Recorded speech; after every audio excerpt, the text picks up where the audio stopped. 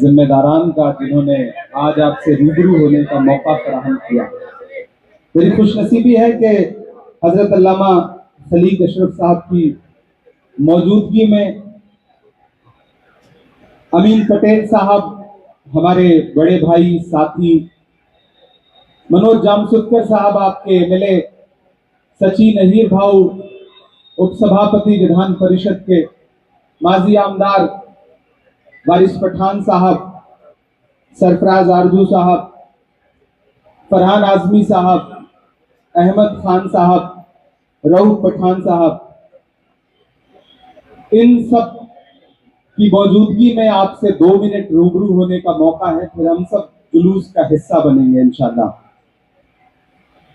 کبھی قتیل شفائی نے کہا کہ دنیا میں احترام کے قابل ہیں جتنے لوگ، دنیا میں احترام کے قابل ہیں جتنے لوگ، میں سب کو مانتا ہوں مگر مصطفیٰ کے بعد۔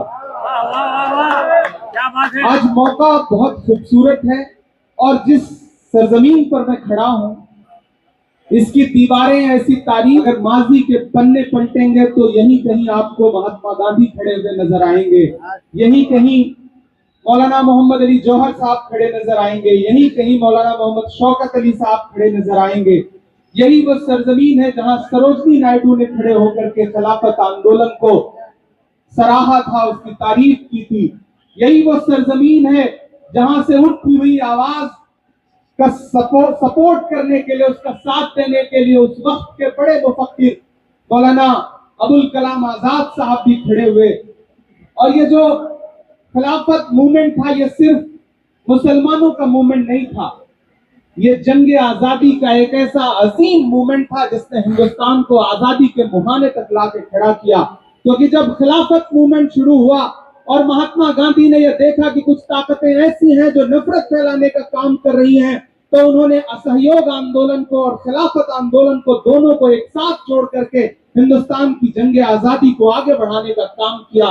اور جب ہندو مسلمان ایک جٹ ہو کر کے آگے بڑھے تو فرنگیوں کی کیا مجال تھی کہ وہ ہندوستان پہ راج کر پاتے، حکومت کر پاتے، آخرکار انہیں چھوڑ کے بھاگنا پڑا۔ تو خلافت کمیٹی ہندوستان کی ایسی تاریخ اس نے اپنے اندر سمیٹ رکھا ہے۔ کبھی منور صاحب نے کہا تھا کہ نئے کمروں میں اب چیزیں پرانی کون رکھتا ہے، پرندوں کے لیے شہروں میں پانی کون رکھتا ہے، اور وہ تو ہم ہیں جو بچائی ہے وراثت، ورنہ سلیقے سے بزرگوں کی نشانی کون رکھتا ہے۔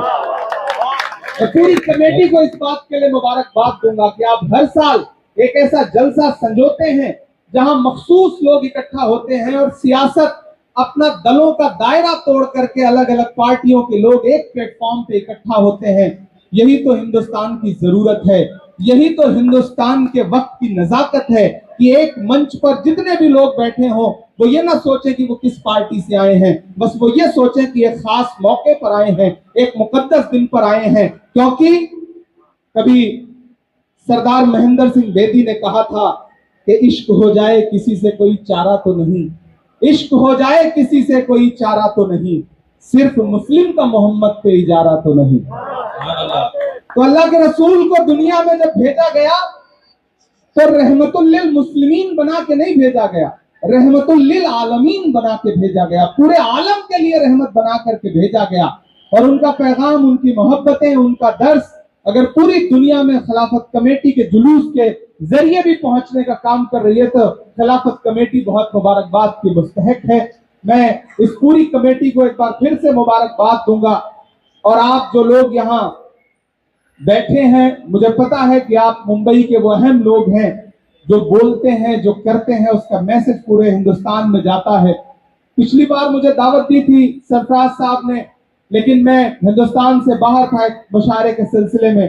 اس بار میری پارلیمنٹری کمیٹی کا ٹور تھا، اسٹینڈنگ کمیٹی کا، لیکن جب انہوں نے کہا تو میں نے بس امین بھائی سے کہا کہ آپ کا حکم ہے، انشاءاللہ میں حاضر ہو جاؤں گا اور میں آپ کے بیچ میں حاضر ہوں۔